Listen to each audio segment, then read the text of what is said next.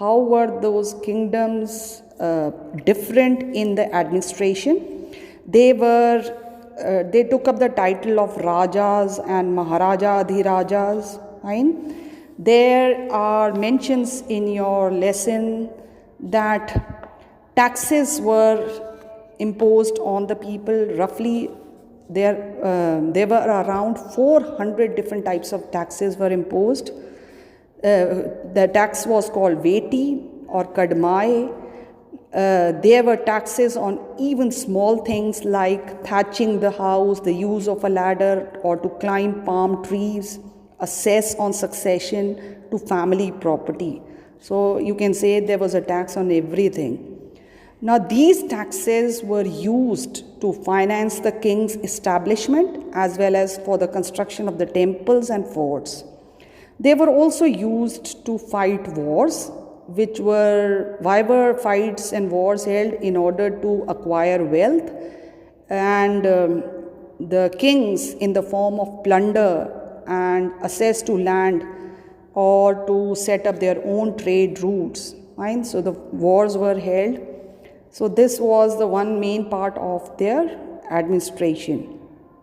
Then in your lesson it has been mentioned that prashastis were written. In class 6 also you have done this term. Prashastis were the long poems inscribed on the pillars or the rocks. Prashasti was a long poem in praise of the king. So even at this time prashastis were written. And there is one mention of prashasti written in Sanskrit, and it is found in Gwalior, Madhya Pradesh, which shows you can say the valor of the king Nagabhatta. He has been described as a very, very brave king over there. It is also believed that these prashastis were written by the learned Brahmanas. In order to get rewards, they used to over visualize or over publicize the status of the king. Now he has written a lot about that Nagabhatta on this inscription. There is even one line over there that so and so fell before him even as he was a prince. There is a long list of kings whom he had defeated. Okay, that is on page number 19. Now under that there is one picture over there. That is a picture of the copper plates. These were the copper plates. They were given to Brahmins as the rewards by the granting of land. Now the Brahmins were given lands and that was recorded on these copper plates. Fine. So this is it, and now we'll go to the next part of the chapter.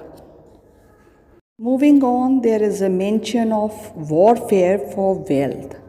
What that meant was that people or the dynasty rulers, they fought with each other for wealth.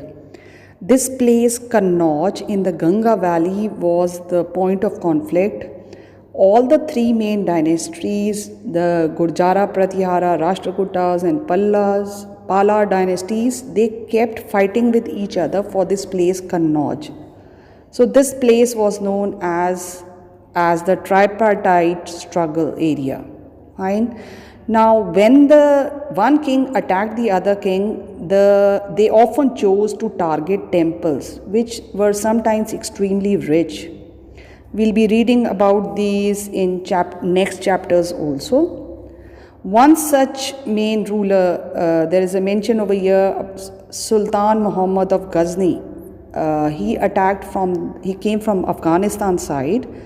Now he kept attacking every year during his time period. His main targets were wealthy temples, including that of Somnath in Gujarat, very famous temple.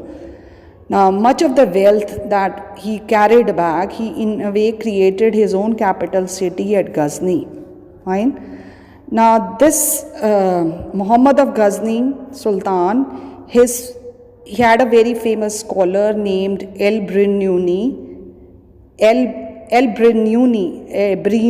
it is pronounced as.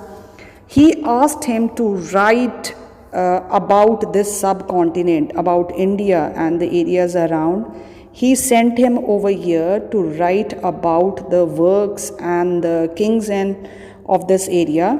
He, in his very famous Arabic book, you can say, is called Kitabul Hind. That has a very long description about India. Then the Chahamanas or the Chauhans ruled around Delhi and Ajmer area. They often tried to extend their kingdoms, but they were opposed by Chalukyas on the Gujarat side. There is a mention over Prithvi Raja III, who was the main Chahamana ruler. He in fact defeated Muhammad Ghori in 1191, but in fact he was defeated again the next year. With that, we come to the end of the part 2. Now we'll have the rest of the chapter in part 3. Thank you.